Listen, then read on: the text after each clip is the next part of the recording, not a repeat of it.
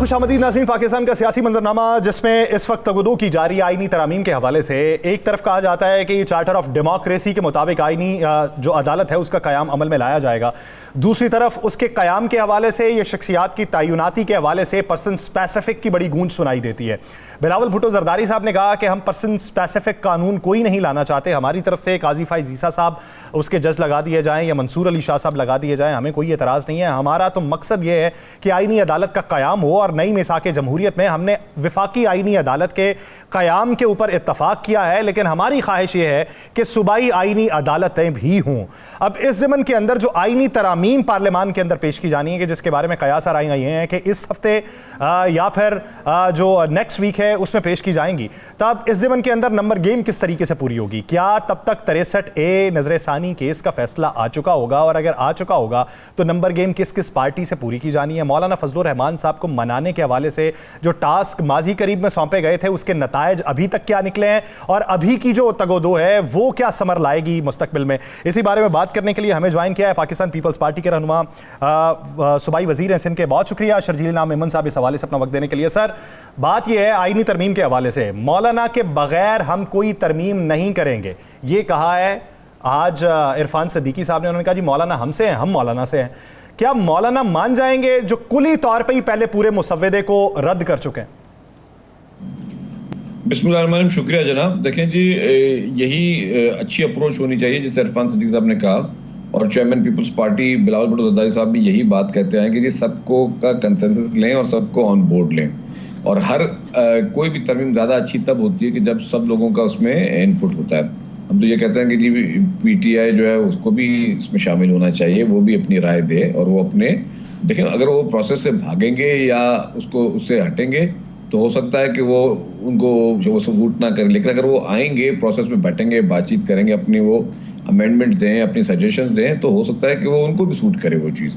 तो सिर्फ मैं समझता हूँ कि बैठने की बात है। पीपल्स पार्टी भी ये कहती है कि नंबर्स अपनी जगह, लेकिन सब लोगों को साथ लेकर चलना चाहिए। और मौलाना फजलुर रहमान साहब के लिए भी हम ये चाहते हैं कि मौलाना साहब कुछ ज़्यादा वो अपना मसूदा भी जानते हैं, वो अपने भी कुछ ड्राफ्ट बना रहे हैं, तो इट्स गुड कि अगर सब मिल बैठकर किसी चीज़ पे कंसेंसस के साथ आगे चलेंगे तो एक अच्छा मैसेज जाएगा। शर्जील रहमान मेमन साहब, पीपल्स पार्टी एक पाकिस्तान की वाहिद सियासी जमात है जिसमें बर्दाश्त भी है, और पीपल्स पार्टी जो है उसने अतुलुसा कोशिश की है कि बहुत सी सियासी जमातों को साथ लेकर चलें तमाम तार इख्तलाफात के बावजूद भी। आज बिलावल साहब ने कहा कि हमने साबका अदवार में 90 की दहाई में हम वकील करते थे और मुस्लिम लीग नून जज करती थी, और हम आइन और कानून के लिए जंग लड़ते थे, वो जज को अरेंज कर लेते थे और हमारे साथ ऐसा हो जाता था।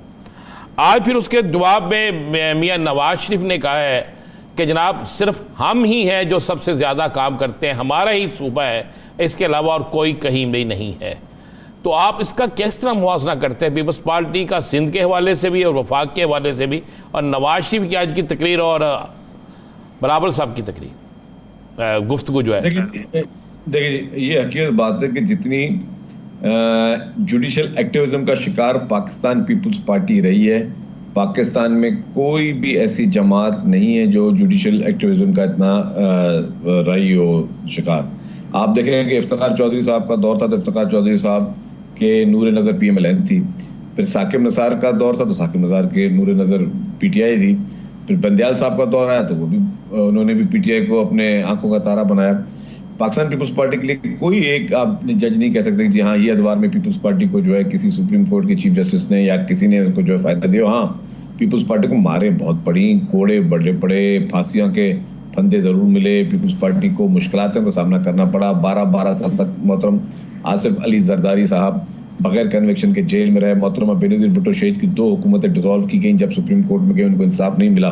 तो ये सबके सामने रिकॉर्ड, तो मैं अपने हाथ से तो नहीं बना रहा, ये मैं अपनी तरफ से बात तो नहीं बना रहा। तो ये हकीकत है कि पीपल्स पार्टी ने सबसे ज़्यादा मारे खाए। जहाँ मियाँ साहब की अपने बात की, ठीक है, मियाँ साहब अपनी खिदमत करें, काम करें। वो पीपल्स पार्टी बातें कम करती है, काम ज़्यादा करती है। आज भी एक घरों की थी कि घरों पे लोगों को आसान कर दे देने घर बनाने के लिए हम दुनिया का सबसे बड़ा प्रोजेक्ट बना रहे हैं जिसमें मुफ्त में 21 लाख खानदानों को घर बना के दे रहे हैं। और सिर्फ दावे नहीं, हमारे घर बनना शुरू हो गए, हमारे घरों में लोग रहना भी शुरू हो गए, चंद घरों में, और बाकी घरों में ज़रा एक बहुत बड़ा टास्क है, दुनिया का सबसे बड़ा प्रोजेक्ट है। तो पीपल्स पार्टी, हम लोग फोटो सेशन में कम अमल करते हैं, पीपल्स पार्टी जो है वो पब्लिसिटी पे कम अमल करती है, पीपल्स पार्टी काम पर ज़्यादा अमल करती है। तो तभी आपने देखें, मैं तो शायद पीपल्स पार्टी की तारीफ इसलिए करूँगा कि मेरा पीपल्स पार्टी से वास्ता या सिंध हुकूमत की नुमाइंदगी कर रहा हूँ, लेकिन अगर आप इस इलेक्शन के रिजल्ट देख लें तो पीपल्स पार्टी को जो इस वक्त हुकूमत सिंध की कारकर्दगी पे सिंध में वोट मिले हैं, उस तरह और किसी भी पार्टी को कारकर्दगी की बुनियाद पे वोट नहीं मिले। अच्छा शर्जील मेमन साहब, जिस तरीके से आपने हवाले दिए शुरू करके साकिब निसार साहब से उमर अताब बंदयाल साहब और उसके बाद की सूरत हाल तक आप पहुँचे हैं, तो फिर इसमें ये चीज़ वाज़े होती है कि इदारों में इस्लाहात जो हैं उस पर फिर इस बात की गारंटी क्या होगी कि शख्सियत तब्दील हो जाने से इस्लाहात भी आ जाएंगी। यही शख्सियात आईनी अदालत के अंदर जाके लगेंगी, तो गारंटी कौन देगा कि शख्सियात जो हैं वो किसी को सपोर्ट नहीं कर रही होंगी, किसी की पीछे बैकबोन नहीं बनी हुई होंगी। देखिए, चेयरमैन पीपल्स पार्टी ने यही कहा है कि हमारी ये सियासत है ही नहीं कि जी जस्टिस मंसूर अली शाह साहब बने या जस्टिस काजी फायद साहब बने, दोनों हमारे लिए काबिल एहतराम है और दिल से हम पीपल्स पार्टी ये समझते हैं कि दोनों के लिए एहतराम है। इशू ये नहीं कौन लगे कौन, हम निज़ाम को चेंज करना चाहते हैं। हम वो निज़ाम, जिस निज़ाम ने इस वक्त उस जुडिशल एक्टिविज़म ने इस मुल्क का सत्यानाश किया, जिस जुडिशल एक्टिविज़म की वजह से हमें अपने कायद खोने पड़े, जिस जुडिशल एक्टिविज़म की वजह से पीपल्स पार्टी की हुकूमतें डिसॉल्व की गई, मैं समझता हूँ कि पाकिस्तान की तकदीरों के साथ खेला गया। शहीद जुल्फ़िकार अली भुट्टो साहब की शहादत जो है सिर्फ एक शख्स की, एक पार्टी लीडर की शहादत नहीं थी, वो शहादत पाकिस्तान की, मैं समझता हूँ बहुत बड़ा नुकसान था। वरना अगर भुट्टो साहब की उस वक्त जो विजन था, वो जिस उस पर वो काम कर रहे थे, अगर उनको करने दिया जाता, आज पाकिस्तान जो है किसी भी बड़े गल्फ कंट्री से कम नहीं होता। तो ये और इसके अलावा जितने भी अनफॉर्चुनेटली गलत डिसीजन इफ्तिखार चौधरी जैसे जजेस ने या साकिब निसार ने या बंदयाल साहब ने जो दिए हैं, मैं समझता हूँ ये मुल्क की तारीख में जो है ये स्याह हरूफ में लिखे जाएंगे कि जिस तरीके से उन्होंने जुडिशल एक्टिविज्म में पाकिस्तान के साथ उन्होंने एक गंदा खेल खेला है। तो जहाँ तक आपका सवाल है, तो हम ये चाहते हैं निज़ाम तब्दील किया जाए ताकि निज़ाम में कोई चाहे भी तो किसी को नुकसान ना पहुँचा सके, मतलब अपनी ज़ाती मंशा ना किया जा सके। असल में होता क्या है, होता यह है कि जी एक मुल्क में आईन है, एक कानून है। आइन और कानून बनाना जो है वो पार्लियामेंट का काम है, अदालत का काम है उस जो आइन बनाया गया पार्लियामेंट का, उसके ज़रिए अवाम को रिलीफ देना और अवाम की केसेस को फैसला करना। अदालत का काम ये नहीं कि वो अपने कानून खुद बैठकर बनाए। और हम ये चाहते हैं कि इस वक्त लाखों केसेस पेंडिंग हैं, तो लाखों केसेस अगर पेंडिंग है तो उसके लिए कोई मैकेनिज्म बनाया जाए, उसके लिए मजीद कोर्ट्स हों। हम कहते हैं कि कॉन्स्टिट्यूशनल कोर्ट्स ना सिर्फ फेडरल में हो बट प्रोविंसेस में भी हों, ताकि जो प्रोविंशियल जो अदर सिविल सूट्स हैं, क्रिमिनल सूट्स हैं, उनके लिए अलग अदालतें उनको देखें, जो कॉन्स्टिट्यूशनल मैटर्स हैं उनको अलग अदालतें देखें और लोगों को ज़्यादा से ज़्यादा रिलीफ मिले। शर्जील मेमन साहब, एक तहरीक इंसाफ का जुलूस सिंध में निकलता है, आप उसे फ्री हैंड देते हैं, वो जुलूस निकलता है प्रेस क्लब से, अपनी मंजिल तक जाता है, जुलूस ख़त्म हो जाता है, कोई रुकावट नहीं होती। और पीटीआई खुद इस बात की तारीफ़ करती है कि उसमें कोई रुकावट नहीं आई, हमने पूरा जुलूस निकाला, मंजिल पे गए, तकरीरें की, वापस आ गए। पंजाब के अंदर फौरी तौर पर दफ़ा 144 लग जाती है, फौरी तौर पर कंटेनर रख दिए जाते हैं, सारा कुछ किया जाता है। क्या ये सियासी माहौल दुरुस्त नहीं हो सकता? क्या इस सियासी माहौल में कोई आप ही अपने सूबे की तरफ से किसी तरफ कोई चीज़ें भेजें ताकि कुछ बेहतरी आना शुरू हो? राना साहब, मैं अर्ज़ करूं कि पीपल्स पार्टी ये समझती है कि हर पॉलिटिकल पार्टी को सियासत करने का हक है, हर पॉलिटिकल पार्टी को जलसे जुलूस करने का हक है, इख्तियार है और उसको देना चाहिए। अनफॉर्चुनेटली मैं समझता हूं कि माजी में कुछ हमें गलत तजुर्बात हुए। 9 में कुछ इस तरह कराची में हमारी बसेस को आग लगाई गई, हमारी इमलाक को आग लगाई गई, वो गलत तजुर्बे थे। लेकिन जब भी कोई इस तरह के जुलूस ऐसे करते हैं तो हम उनसे वर्बल एश्योरेंस भी लेते हैं, उनसे हम अपनी सिक्योरिटी उस तरह करते हैं कि उस तरह की कार्रवाइयाँ फ्यूचर में ना हो। तो peoples party is very much clear और पीपल्स पार्टी हम चाहते हैं कि जिसको जलसा करना जलसा करे, जिसको हुकूमत करनी है, जिसको आके अपने प्रोग्राम्स करने करें, लेकिन पुरअमन होकर करें। और हम चाहते हैं कि यही पीटीआई अपना रवैया बेहतर करे। 9 में जैसे अगर हरकतें करेंगे, अगर 9 में जैसे वारदातें करेंगे, अगर 9 में की तरह लोगों को तंग करना शुरू करेंगे, लोगों की इमलाकों को जलाना शुरू करेंगे, लोगों के घरों में घुस के आग लगाने की कोशिश करेंगे, तो डेफिनेटली कोई भी हुकूमत उनको नहीं देगी। सिंध में पीपल्स पार्टी की जो सिंध हुकूमत है, उन्होंने कोशिश ये की कि अफाम तफहीम से और डायलॉग से मसले को आगे हल करें। हम नहीं चाहते कि किसी के जलसे को रोकें, किसी के जुलूस को रोकें। जो इज़हार ख्याल, इज़हार आज़ादी का उनको हक है, वो हम उनको प्रोवाइड करें।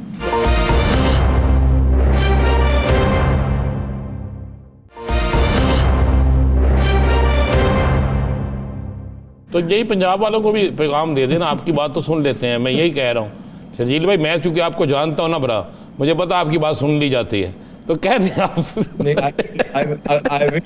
आपकी बात मैं पंजाब में रह के सुन रहा हूँ हमेशा से, तो किसी और को भी समझाए ना। नहीं, आप हमारे भाई, मेहरबानी आपकी। देखिए जी, वो अपनी उनकी तर्ज हुक्मरानी अलग है, पीएमएलएन का उनका स्टाइल भी वो अलग है।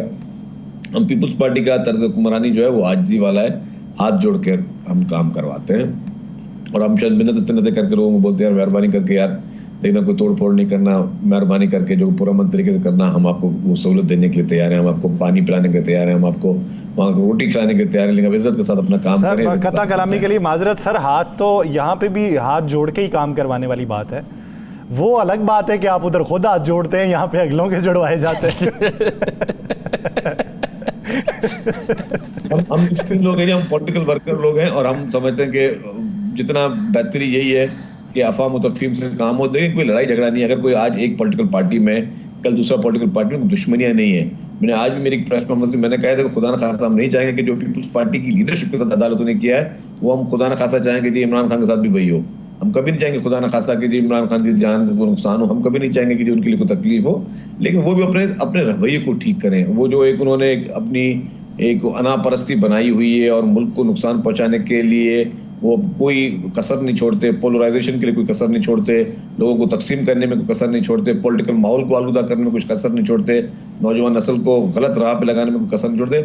उससे निकले, पॉजिटिव सियासत करें, आए बिल्कुल उनका मुल्क है, आके मिलजुल के सारी चीजें करें। लेकिन अगर वो साथ में बैठकर वो इसराइल से भी मदद मांगते रहेंगे, इसराइल की मदद करते भी रहेंगे, उनके जो है वो बिरादर नस्बती जो है वो उनके लिए आज इसराइल के लिए खुल के ट्वीट भी करेंगे और उसी की ये इलेक्शन में वर्क भी करते रहेंगे, तो डेफिनेटली कुछ चीज़ें तो एक रेड लाइन को भी क्रॉस कर जाए। शर्जील साहब, एक तरफ से आप साथ बैठने की भी बात करते हैं, और आप ही ने कहा था कि आर्टिकल 6 लगाना है, तो फिर ये कासिम सूरी, इमरान खान और आरिफ अलवी पे क्यों नहीं?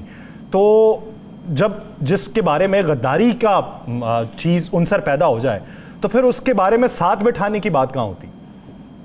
देखिए जी, बात सुने, हर जुर्म की सजा है ना। अगर मैंने कहा कि इन्होंने असेंबली गलत डिसॉल्व की थी, तो कोर्ट ने भी कहा इन्होंने गलत डिसॉल्व की थी, और उन्होंने आइन को तोड़ा था, तो अदालत भी कहती है आइन को, अदालत कहती नहीं कहती, लेकिन हर कानून का माहिर ये क्या कहती है, इन्होंने आइन को तोड़ा था। अगर किसी ने आइन को तोड़ा तो आइन के तोड़ने की सजा लिखी हुई है ना, तो आइन के तोड़ने की सजा निपटाएं, भुगते, हर गुनाह की सर सजा अपनी भुगते, उसके बाद आगे बातचीत करें, बातचीत दरवाजे बंद नहीं होने चाहिए। अच्छा शर्जील साहब, दो चीज़ें, दो मेरे बड़े छोटे छोटे सवाल है। एक तो पीपल्स पार्टी पंजाब और पंजाब हुकूमत के दरमियान लड़ाई जो है वो ख़त्म नहीं हो रही। गवर्नर पंजाब भी बड़े खुल के बोल रहे हैं, आप पार्लियामेंट लीडर भी खुल के बोलना शुरू हो गए हैं पीपल्स पार्टी के। तो जब पीपल्स पार्टी और नून लीग के साथ एक दूसरे के साथ एक समझौता, एक चीज़ें तय हुई थी, तो मुस्लिम लीग नून उस पर पैरा क्यों नहीं दे रही? देखिए जी, इसका जवाब तो पीएमएलएन देगी। मैं समझता हूँ वो पीएमएलएन में थोड़ा आजिज़ी आनी चाहिए, उनकी लीडरशिप में आजिज़ी होनी चाहिए। मैं और तकब्बुर वो बहुत बुरी चीज़ होती है। मेरी गुजारिश होगी कि अफ़वाह मुतफ़ीम के साथ काम करें। अगर गवर्नर साहब अच्छा काम करें, उनको गवर्नर साहब को काम करने दें। ये नहीं कि मतलब वो जो एक खैर मुनासिब नहीं है बात करूँ अभी। हमने उनको कोशिश की है पीपल्स पार्टी के, उनको सही मशवरे देते रहें कि अफ़वाह मुतफ़ीम सा चलता है। ये मैं जो होती है ना, बहुत ख़तरनाक चीज़ होती है। अच्छा, एक छोटा सा और, आज भी बड़े मियाँ साहब ने फिर तकरीर में वो एक ही बात की है, उसका जवाब आप हमें बता दें कहाँ से मिलेगा, ताकि मियाँ साहब को बताया जाए कि वो जवाब यहाँ से मिलेगा। वो कहते हैं जब तक मुझे ये जवाब नहीं मिलेगा कि मुझे क्यों निकाला, तो ये जवाब कौन देगा? शहबाज शरीफ साहब देंगे, आप देंगे, या कौन देगा? मेरे ख्याल से वो मियाँ साहब खुद देंगे इसका जवाब, और अभी उनके भाई वजीर आजम उनसे पूछ लें, वो कहीं से मालूम करके दे देंगे क्यों निकाला। वैसे आपको पता है? वैसे जी आपको पता है ना? वैसे माजी दी गल है सर, छोड़ो। अच्छा शर्जील साहब, आपके सीनियर रहनुमा मंजूर वसान साहब वो कहते हैं कि हालात जिस तरह के हैं, ये वजीर आजम बदले जाते हुए दिखाई देते हैं, तो ये किस बुनियाद के ऊपर वो बात कर रहे हैं? जी, वसान साहब हमारे बड़े हैं, बुजुर्ग हैं। अब वो कभी कभी उनको नींद ज़्यादा आती है, तो नींद ज़्यादा आती है तो ख्वाब भी आते हैं। तो हमें तो ना नींद आती है ना ख्वाब आते हैं, तो वो ही बता सकते हैं कि उनको क्या नजर आता है। मुझे अभी इस तरह की कोई इंडिकेशन नहीं है, मैं कोई भी इस तरह का लूज टॉक शायद ना करूं, मुनासिब नहीं है, लेकिन हाँ जब हर एक अपनी परफॉर्मेंस पे काम करे, जब तक काम अच्छा करते रहेंगे प्राइम मिनिस्टर अब चलते रहेंगे डेफिनेटली। अच्छा शर्जील साहब, जो बिलावल भुट्टो जरदारी साहब मुख्तलिफ बार्स में जा रहे हैं, बलोचिस्तान भी गए और पंजाब के भी अंदर अब वो आने लगे हैं, सिंध में भी मुख्तलिफ बार्स से मुलाकातें की इस आइनी नया जो तरमीम आनी है उसके हवाले से। अब ये आइनी तरमीम तो तमाम आपके इत्तेहादियों ने मिल के लानी है, बाकी इत्तेहादी जो है वो ये काम क्यों नहीं कर रहे, वो बाकी लोगों से राब्ते क्यों नहीं कर रहे? क्या ये सिर्फ पाकिस्तान पीपल्स पार्टी की जिम्मेदारी है या पीपल्स पार्टी के पास ये टास्क दिया गया है? नहीं, पीपल्स पार्टी ना किसी टास्क पे काम करे। पीपल्स पार्टी की एक बहुत अच्छी खूबी है, पीपल्स पार्टी के बाद जब मेजॉरिटी होती भी है ना, तभी पीपल्स पार्टी कहती है कि सबको साथ लेकर चलें। पीपल्स पार्टी आइसोलेशन में काम नहीं करती। ये अच्छी बात है कि जी जिनके वोट हैं हम उनसे भी बातचीत करेंगे, जिनके वोट नहीं उनसे भी बातचीत करेंगे। अगर चेयरमैन बिलावल भुट्टो जरदारी साहब आज अगर मुख्तलिफ बार्स में जा रहे हैं, ना सिर्फ बार्स में जा रहे हैं, वो सिविल सोसाइटी से भी मिल रहे हैं। पीपल्स पार्टी ने कल ही सिविल सोसाइटी का एक सेमिनार कराची में किया, तो उनसे बैठ के बातचीत की इस इशू पे। देखिए जी, आपका ताकत और पावर नशे में कोई आदमी कुछ भी कर सकता है, लेकिन बेहतर यह कि आपके पास ताकत भी और पावर भी। हमारे तो खैर पीपल्स पार्टी के पास ना वो ताकत है वो पावर नहीं है, लेकिन उसके बावजूद पीपल्स पार्टी हर सूरत हाल में समझते हैं हम सबको ऑन बोर्ड लें, किसी के खदशात उनको दूर करें और सबको साथ लेकर चलें, सबको हम बताएं हम ये चीज़ क्यों करने चाह रहे हैं। अगर हमने जो इस वक्त 2024 का इलेक्शन हुआ था उसमें पीपल्स पार्टी ने एक मंशूर दिया था, मेहरबानी करके उस मंशूर की कॉपी देख लीजिएगा। उस मंशूर में लिखा है कि हम जो है वो कॉन्स्टिट्यूशनल कोर्ट्स बनाना चाहते हैं।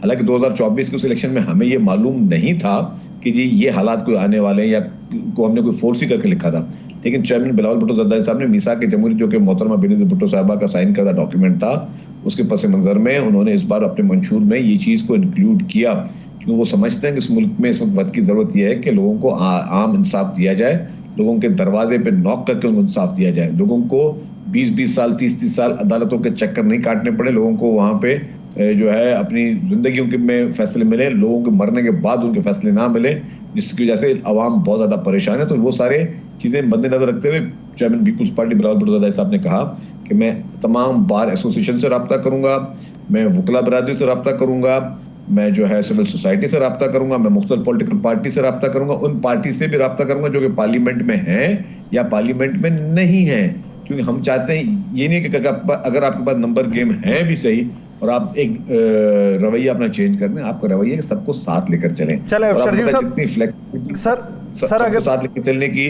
प्रेसिडेंट आसिफ अली जरदारी साहब की है या चेयरमैन बिलावल भुट्टो जरदारी साहब की, ऐसे पाकिस्तान में और कोई सियासी क़यादत नहीं जो सबको साथ लेकर चले।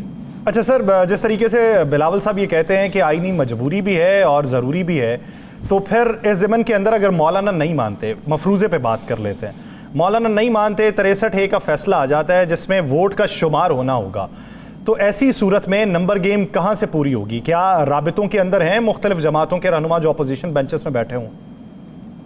देखिए जी, ये कोई भी तरमीम होती है ना, उसमें वोटिंग होती है, तो हर मेंबर की अपनी मर्जी है कि अपनी मर्जी के हिसाब से वोट कास्ट करें। अनफॉर्चुनेटली 63A का जो इस वक्त मसला उठ रहा है, मैं समझता हूँ वो जो पंजाब असेंबली के में जो नो कॉन्फिडेंस था उसके बिना पे जो फैसला आया वो सरासर आइन और कानून को बुलडोज करके दिया गया, वो ज़ाती ख्वाहिशात पे दिया गया।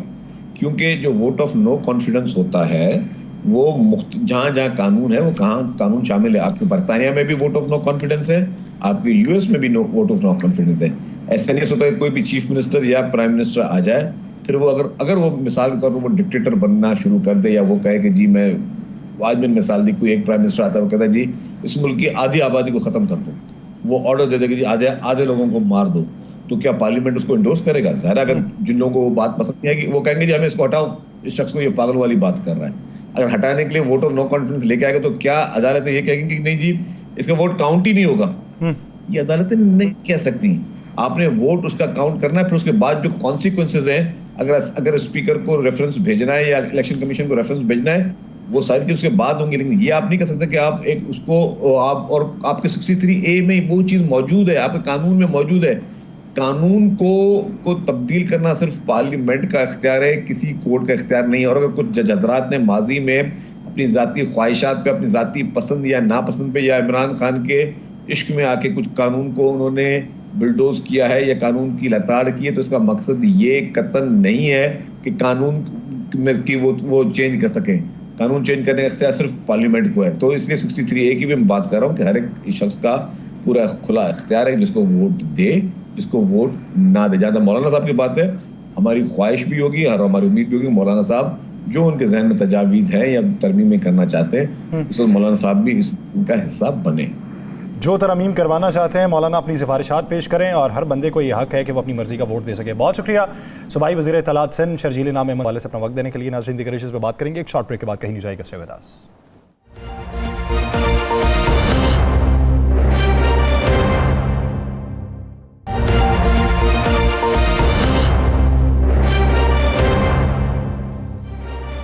ब्रेक के बाद खुशामदीद नाज़रीन। मौजूदा कानूनी मंजरनामा जिस पे बेशुमार एतराज़ात भी उठते हैं, सवालात भी उठते हैं, उसकी तशरीहात भी दरकार होती हैं। कानूनी मंजरनामे में जो बेहतरी लाने के इम्कानात हैं उस पर वकला तहरीक चलने के भी मंजरनामे जो हैं वो रोशन होते चले जा रहे हैं। ऐसी सूरत हाल में बैनुल अक़वामी सतह के ऊपर हम अपनी रेटिंग को बेहतर कैसे कर सकते हैं? बेशुमार सवालात जिसमें इबहाम है, सुकुम है, या उसमें कोई गुंजाइश पैदा की जा सकती है, कोई तशरीह है, उसमें अगर तब्दीली की ज़रूरत है तो तशरीह की बुनियाद को ही तब्दील कर दिया जाएगा या उसमें इजाफत देखने में आएगी। इस पूरे मंजरनामे में बात करने के लिए हमें ज्वाइन किया है माहिर कानून राना अहमद हसन साहब ने। अहमद हसन साहब, बहुत शुक्रिया आपके वक्त का। अहमद हसन साहब, बात हो रही है तशरीह के हवाले से 63 की पहले तशरीह हो गई। एक बुनियादी सवाल ये है कि अगर अदालत किसी चीज़ की तशरीह कर दे तो उस तशरीह के नजर सानी केस के अंदर उसकी बुनियाद को ही तब्दील किया जा सकता है या उसमें इजाफा किया जा सकता है? सबसे पहले तो ये है कि जब कानून की तशरीह की जाती है तो उसमें तो 3 रूल्स होते हैं, रूल्स ऑफ इंटरप्रिटेशन। एक लिटरल, दूसरा गोल्डन और तीसरा मिस्चिफ रूल ऑफ इंटरप्रिटेशन। लेकिन अब इसमें सबसे पहले जो आपने 63A का पूछा है, इसमें जो क्वेश्चन आए थे कोर्ट के सामने, ऑनरेबल सुप्रीम कोर्ट के सामने, वो एक एडवाइजरी जुरिसडिक्शन में आए थे 186(2) में, जिसमें उन्होंने सुप्रीम कोर्ट ने थी। तो विद ऑल ड्यू रिस्पेक्ट वो ओपिनियन जो थी उसका जो होती है वो उसकी होती है पर्सुएसिव इफेक्ट। लेकिन इस केस में वो साथ कुछ इंटरप्रिटेशंस भी आ गई थी 184(3) में, तो वो जो डिसीजन दिया गया था वो बाइंडिंग हो गया। अब आपका जो मेन क्वेश्चन था कि अब उसमें कुछ ऐड किया जा सकता है, जहाँ तक कॉन्स्टिट्यूशन की इंटरप्रिटेशन है और उसमें जितना हमारा केस लॉ है जिसको हम जुडिशल प्रेसिडेंट कहते हैं, उसमें तो कोई गुंजाइश नहीं है विद ऑल ड्यू रिस्पेक्ट कि कोई दूसरी मीनिंग अटैच की जाए जो लेजिस्लेटर्स ने ना दी हुए। हाँ, बस ये एक गुंजाइश जरूर होती है कि ये अल जिहाद ट्रस्ट केस भी 1996 का, जिसमें उन्होंने कहा था कि जो कॉन्स्टिट्यूशन है वो लिविंग डॉक्यूमेंट है और इसमें अगर कोई मिसचिफ भी होए कोई भी इंटरप्रिटेशन में तो वो मिसचिफ को सप्रेस करके रेमेडी पास की जा सकती है। अहमद हसन साहब, आप क्या समझती हैं, आईनी अदालत की हमारे मुल्क में ज़रूरत है और क्या एक अलग आईनी अदालत होनी चाहिए या एक आईनी बेंच बन जाना चाहिए? ये आपने बड़ा अच्छा सवाल किया। मेरे लिहाज से अगर आप मेरी ओपिनियन पूछते हैं तो एक आईनी बेंच अलग से बना देना चाहिए, जजेस की तादाद बढ़ा देनी चाहिए, क्योंकि मुल्क के ऊपर कॉस्ट बढ़ाने की ज़रूरत नहीं है। कॉन्स्टिट्यूशनल, हाँ जी, ये हो जाए कि जितने कॉन्स्टिट्यूशनल मैटर्स हैं फिर उस बेंच के पास जाए, जो मेरा अपना पर्सनल ओपिनियन है। और वो सुप्रीम कोर्ट के फ्लैग के अंडर होंगे?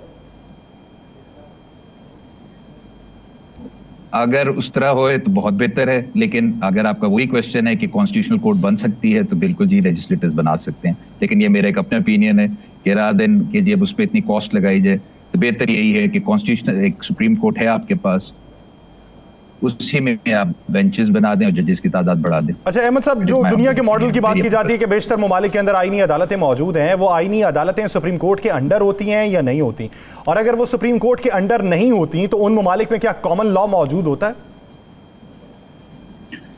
नहीं, अब कॉमन लॉ तो जिस तरह आपने बात की वो कॉमन लॉ तो आपके इंग्लैंड में है, जिस तरह वहाँ अनरिटन कॉन्स्टिट्यूशन है, कॉमन लॉ है। ममालिक ऐसे हैं अमेरिका में जो है उधर अलग नहीं है, वो सुप्रीम कोर्ट ही है, वहीं कॉन्स्टिट्यूशनल मैटर्स भी जाते हैं और दूसरे मैटर्स भी जाते हैं। तो वो उनके पास दोनों पावर्स हैं जो हमारी सुप्रीम कोर्ट एक्सरसाइज कर रही है।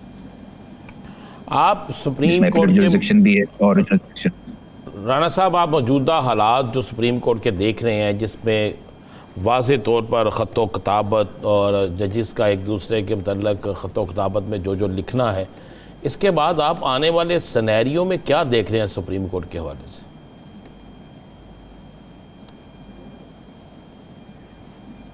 ये अनफॉर्चुनेट है यूजुअली, लेकिन ख़तो किताबत तो होती है। जजेस क्योंकि सुप्रीम कोर्ट के सारे बराबर होते हैं। सिर्फ चीफ जस्टिस की 3 एडमिनिस्ट्रेटिव पावर्स होती हैं जो वेरी करती हैं, जो उनकी एक्स्ट्रा पावर, बट बाकी सारे जजेस उनकी सेम पावर्स है। तो किसी खिलाफ ऐसी जज का होना कोई नई बात नहीं, पहले भी होता रहा है। लेकिन अभी जो पॉलिटिकल सिनारियो बना हुआ है उस सर्कमस्टांसेस पे कुछ चीज़ें अनफॉर्चुनेट हैं, लेकिन दैट इज़ वो सुप्रीम कोर्ट की जुरिसडिक्शन है, इसलिए मैं उसमें ज़्यादा नहीं बोलना चाहता, लेकिन थोड़ा अनफॉर्चुनेट है जो सर्कमस्टांसेस। अच्छा, कहा जाता है कि अदालती फैसले नज़ीरों के तौर पे इस्तेमाल किए जाते हैं, लेकिन एक जज जो है वो ख़त व किताबत में जो पॉइंट उठा रहा हो वो समात के अंदर बेशक डिस्कस ना किए जाएं, तो क्या लोअर कोर्ट उसे नज़ीर के तौर पे अडॉप्ट कर सकती है? जिस तरह मिसाल के तौर पे आर्टिकल 182 का हवाला देते हुए जस्टिस मज़हर की शमूलियत पे एतराज़ जस्टिस मुनीब अख्तर ने उठाया, जस्टिस मंसूर अली शाह ने प्रोसीजर के ऊपर उठाया, तो क्या लोअर कोर्ट्स जो हैं ये इनको नज़ायर के तौर पे इस्तेमाल कर सकती? नहीं जी, अगर वो जजमेंट का हिस्सा है तो फिर उसे पार्ट ऑफ द जजमेंट कहा जाता है, जिसके लिए एक लैटिन वर्ड यूज होता है obiter डिक्टा, part of the judgement. उनको उनका पर्सुएसिव इफेक्ट होता है, लेकिन अगर कोई खतो खताबत में कुछ ऑब्जेक्शन उठाए जाए या लिखा जाए, उसकी कोई बाइंडिंग इफेक्ट नहीं है। और इवन जो जजमेंट का हिस्सा जो पार्ट ऑफ द जजमेंट होता है उसे बाइंडिंग इफेक्ट नहीं होता। बाइंडिंग इफेक्ट हमेशा रेशो डिसेंडा है, जिसको रीजनिंग ऑफ द जजमेंट कहा जाता है, वो हिस्सा होता है। अच्छा, ये जो आखिरी सवाल है मेरा आपसे राना साहब, ये बता दें कि आइनी जो तरमीम आ रही हैं आपको भी नोटिस में आई होंगी, आपने भी पढ़ा होगा, अब तो सबके सामने आ गई हैं, क्या ये आइनी तरमीम जो है ये काबिल कबूल हैं?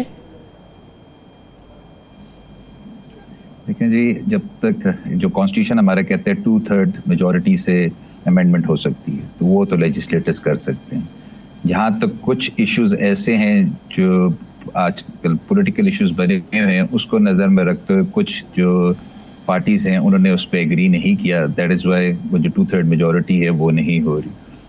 और वो मेनली यही इशू है कि कॉन्स्टिट्यूशनल कोर्ट और उसके साथ जो चीफ जस्टिस का टेन्योर है, मेन तो वो है। बाकी कॉन्स्टिट्यूशनल अमेंडमेंट तो वो ला सकते हैं। हाँ, मेन चीज़ जो है उसमें जो उन्होंने देखनी है वो बेसिक स्ट्रक्चर ऑफ कॉन्स्टिट्यूशन जो है उससे डिपार्ट ना हो कोई अमेंडमेंट, क्योंकि उस पर बहुत हमारा केस लॉ है और सुप्रीम कोर्ट की नज़र basic structure fabric of the constitution है, उससे आप डिपार्ट नहीं कर सकते।